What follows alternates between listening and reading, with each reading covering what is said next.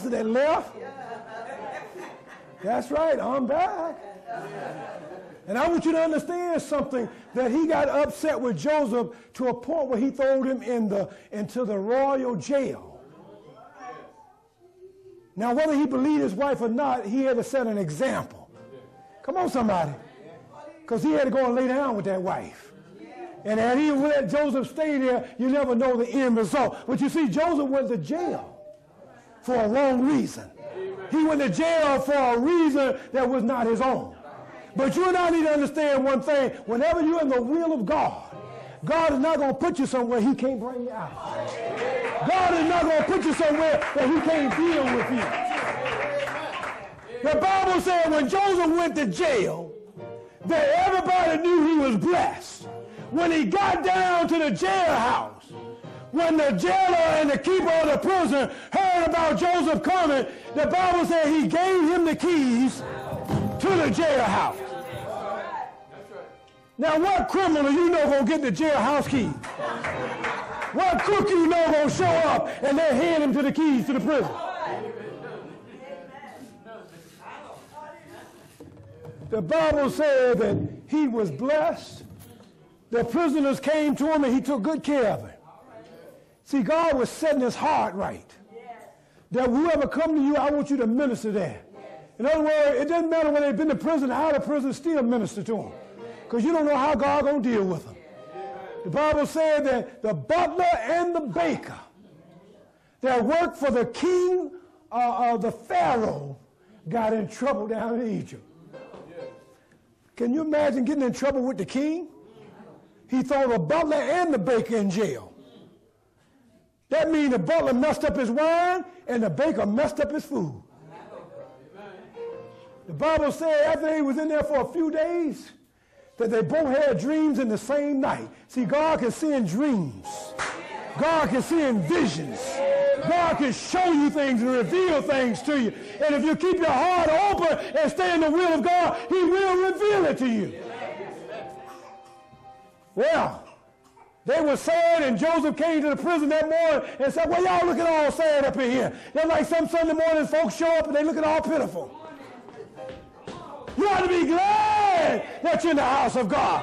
David said, I was glad when they said, let us go into the house of God. I was glad when I heard the songs of Zion.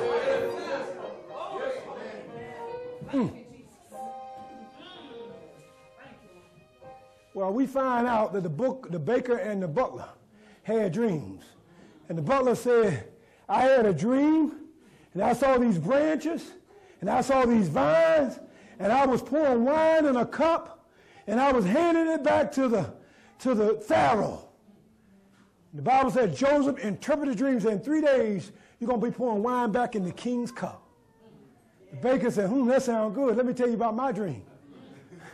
I saw 3 baskets, one on top of another, and there was all kind of pastries and goodies in the top one.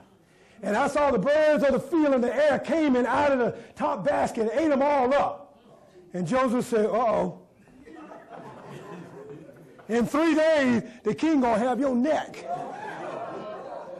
It's in the scripture. Go on and read it. I'm not making it up. Read it for yourself.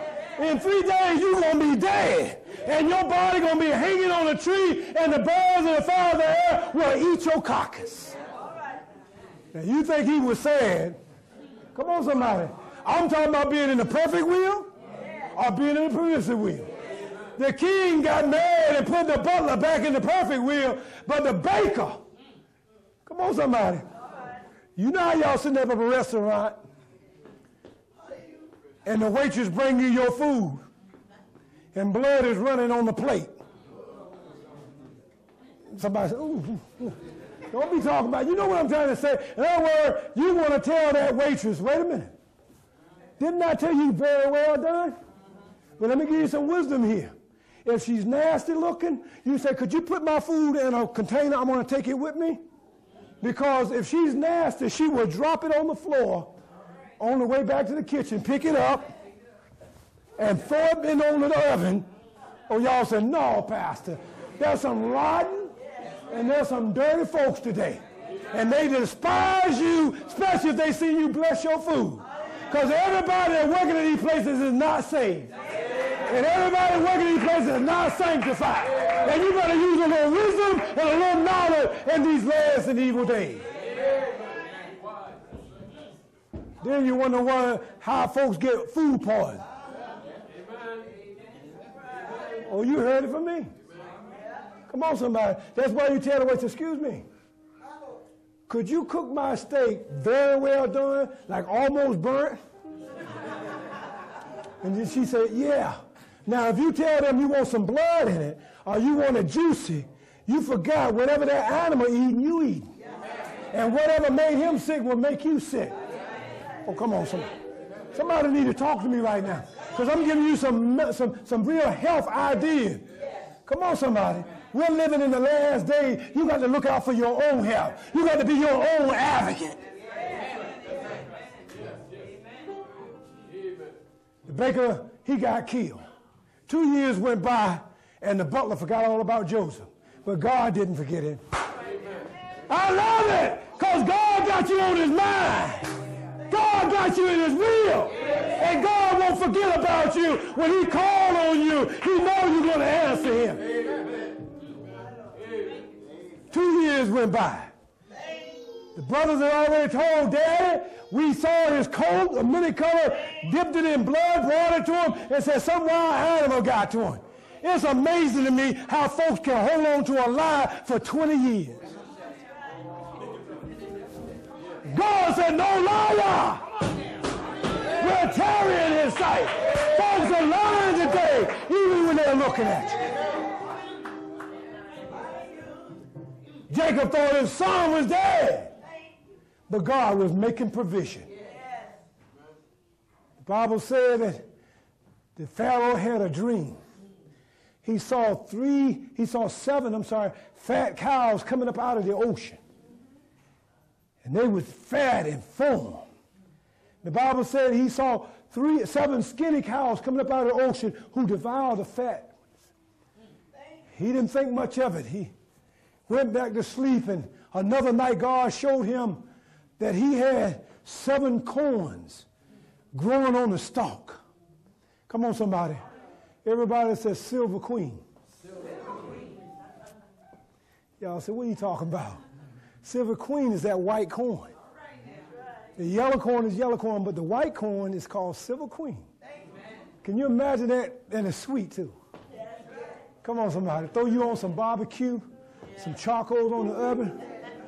Take you some Silver Queens and put them out there on the oven. Come on, somebody. See, God got it set up that you don't even have to put them in the oven. You don't even have to go and wrap them up. You can just put them right on top of the grill. And I mean, when they get right, they get juicy. Come on, somebody. You can tell when they're right because you start smelling them, man. Anybody getting hungry, raise your hand. Come on, somebody. 7 corns grew up on the stalk, and 7 skinniers came up and devoured it.